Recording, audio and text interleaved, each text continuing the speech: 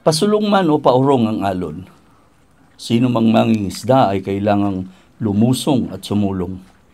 Ulan, hangin, kidlat, init, sino mang mangingisda, lulusong, susulong. Patahib man o pahibas ng sagwan, walang along makakaalpas. Mababaw man o malalim, patag man o maalon, lambat at tansi, ihahagis at itatali, umaasang mahuhuli, pag-asang minimithi. Pagising sa umaga, bago lumakot, mag-aalmusal muna ako. Ayusin ko yung mga gamit ng bangka, mga lambat, bago umalis. Pagkaayos na, saka ako lalabas. Tanak na dagat. I-area na yung lambat. Tapos hindi na ako uwi nyo, diretso bantay na. Uwi na lang ako pag may kukubre ko na yung lambat. Tangay ko na yung gamit na aking bangka.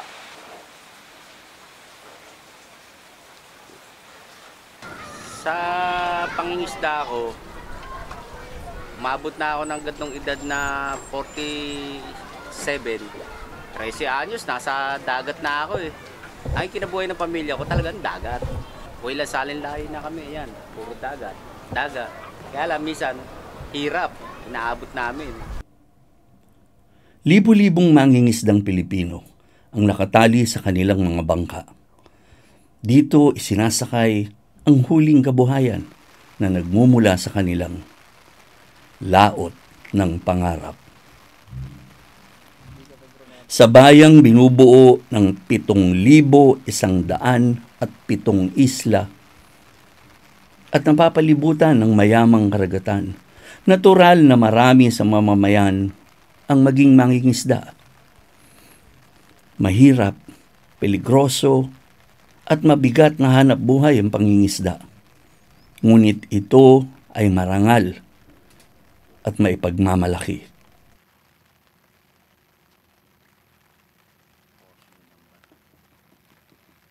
Kung takot lang pairali, talagang matatakot ka sa dagat.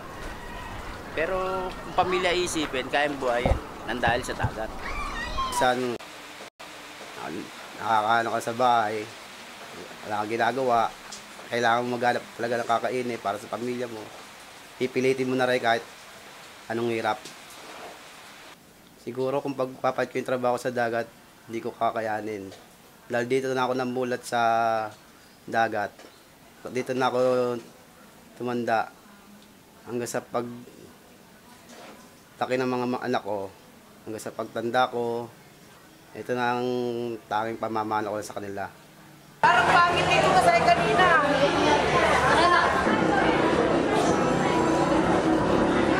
Isa po ako sa may-ari ng konsignasyon sa Malabon.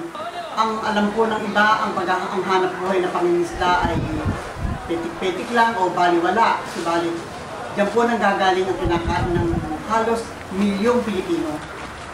Ang pangingisda po ay hindi basta-basta hanap buhay. Ito po ay hanap buhay na ang pagpapunta po ng mga mangingisda sa dagat ay nasa bukay po ang kanilang mga paa. Sa karagatan kinukuha ng mga mangingisda ang pang-araw-araw na kabuhayan ng kani-kanilang pamilya.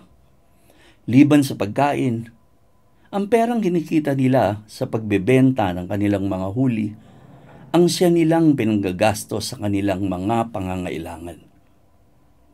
Tinutugunan at sinisiguro ng mga mangingisda ang patuloy na pagtutustos ng yamang dagat sa mga pamilihang bayan.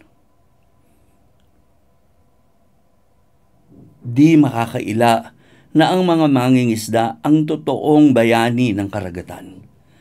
Sa kabila ng pagpasan ng hirap, mabigat na sagwan, pagharap sa panganib, malalaking alon, malakas na hangin, rumaragas ang ulan sa gitna ng laot, at pagsusunog ng balat sa ilalim ng nagbabagang araw.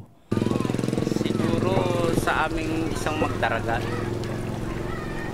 mamamatay at mabubuhay ang katulad ng mga anak ko. Yan na buhay namin sa magdaragat. Kasi ang pangarap ko, nagdadya na sa dagat. Kung ano lawak ng dagat na pinaghahanap buhay namin, yun ang lawak ng pangarap ko. Patuloy na niyayakap, ginagalang, at minamahal ng mga dakilang mangingisda ang kanilang laot ng pangarap.